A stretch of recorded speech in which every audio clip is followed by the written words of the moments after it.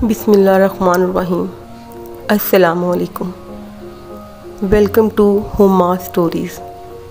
Hope you all guys are good.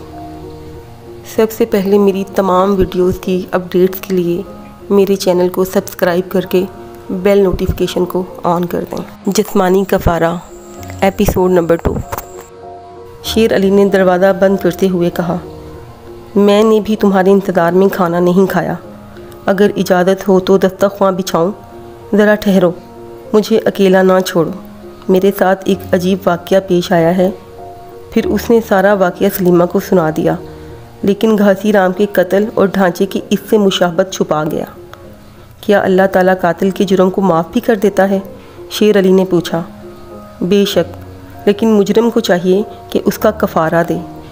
ان گناہوں کو جو خدا کے خلاف ہوں وہ توبہ کر دینے پہ معاف کر دیتا ہے، لیکن وہ گناہ جو اپنے ہم جنسیوں کے خلاف کرتے ہیں بغیر جسمانی کفارے کے معاف نہیں ہوتے۔ اگر ہم نے کسی کو تکلیف دی ہے تو اس کی سزا بغیر جسمانی کفارے کے معاف نہیں ہو سکتی۔ اگر ہم کسی کو مار ڈالیں تو ہم کو بھی مرنا چاہیے۔ اللہ تعالیٰ رحیم ضرور ہے، مگر اس کا فیصلہ اٹل ہے۔ میں نے کبھی قتل نہیں کیا، شیر علی نے کہا، لیکن اس کو معلوم تھا کہ اس کے الفاظ سراسر جھوٹے ہیں۔ میں کھانا لے آؤں؟ ڈرنا مت، صبح تک بالکل اچھے ہو جاؤ گے۔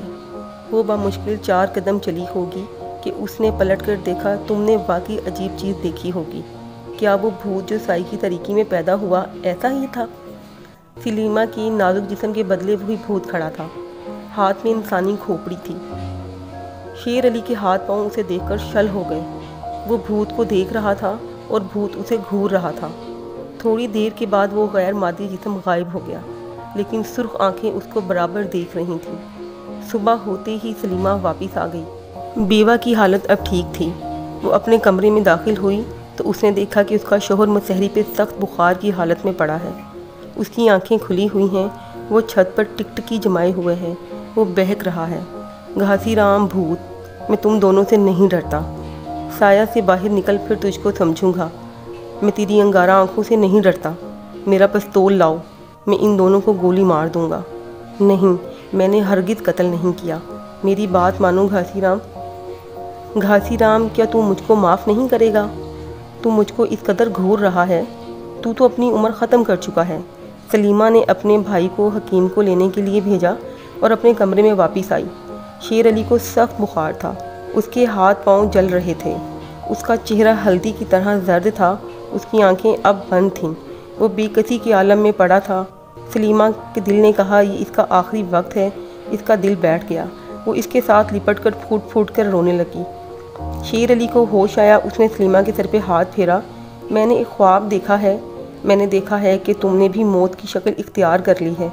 سلیمہ سمجھ گئی کہ رات وہ کسی چیز سے ڈر گیا ہے۔ اس کو معلوم تھا کہ وہ اب نہیں بچے گا۔ صبح کا وقت تھا، مؤذن خدا کی وحدانیت اور بزرگی کا اعلان کر رہا تھا۔ اس کے بعد اس نے تمام ماجرا سلیمہ کو سنایا، اپنے جرم کا اقبال کیا۔ اب تم ہی بتاؤ، میں اپنے گناہوں کا کفارہ کس طرح ادا کروں؟ سلیمہ کے کہنے پہ اس نے ایک وصیت نامہ لکھا، جس کی روح سے اس نے اپنی کل جائیداد اور روپیہ غریبوں کے لیے وقف کر دیا ہے۔ تم کہتی تھیں کہ موت کی سزا موت ہے، کیا میں اپنے آپ کو قانون کے سپرد کر دوں؟ اس نے جواب دیا، قانون الہی اپنا فیصلہ سنا چکا ہے۔ میں تم سے نہیں چھپا سکتی کہ تمہاری آخری سانس ہے۔ سلیمہ نے اپنا منہ ڈھانپ لیا اور رونے لگی۔ یہ بڑی خوشخبری ہے، دنیا میں رہنا اب میرے لیے دوزخ سے بدتر ہے۔ میں آرام اور سکون چاہتا ہوں، الہی تیرا شکر ہے۔ دیکھو دیکھو، سورج نکل رہا ہے، تمہاری پیشن گوئی پوری ہو رہی ہے۔ شیر علی پر سختی کی حالت طاری تھی۔ سلیمہ کا ہاتھ اس کے ہاتھ میں تھا۔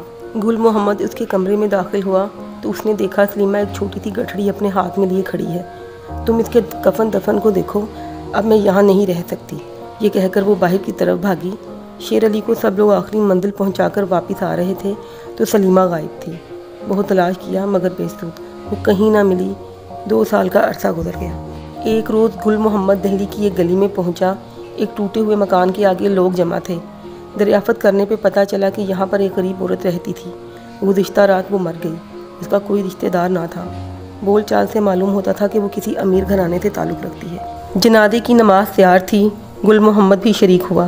جب لوگ میت کو لے جانے لگے تو اس نے دیکھا کہ ایک پرانے ریشمی رومال میں کچھ بندھا رکھا ہے۔ رومال دیکھ کر گل محمد سناٹے میں آ گیا۔ اس کو کھولا تو سب سے اوپر چاندی کی ایک انگوٹھی تھی جس پہ نقش کندہ تھا۔ یہ اس کی ماں کی انگوٹھی تھی جو اس نے مرتے وقت سلیمہ کو دی تھی، جسے وہ ہر وقت پہنے رکھتی تھی۔ گل محمد چیخ مار کر میت سے لپٹ گیا۔ یہ میت سلیمہ کی تھی۔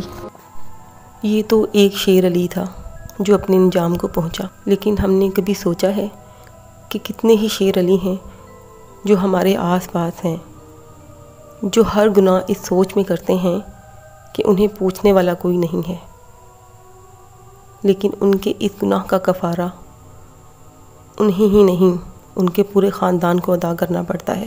اللہ تعالیٰ ہم سب مسلمانوں کو حلال کمائی سے اپنے خاندانوں کو پالنے کی توفیق عطا فرمائے۔ آمین ثم آمین۔